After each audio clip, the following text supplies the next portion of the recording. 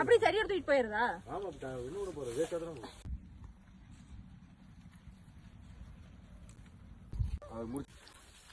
ஏய் இங்க நிக்குது பாக்கல தினேஷ். இங்க நிக்குது பாரு. செடியை முடிச்சிருக்கியா? இன்றைக்கி பேபிகார்ன் சில்லி போட போகிறோம். அதுக்கு தான் எல்லாம் ரெடி பண்ணிகிட்ருக்குறோம். மக்காச்சோளம் விதைக்கும் போதே பிளான் பண்ணிட்டோம் பேபிகார்ன் சில்லி போடணுன்ட்டு.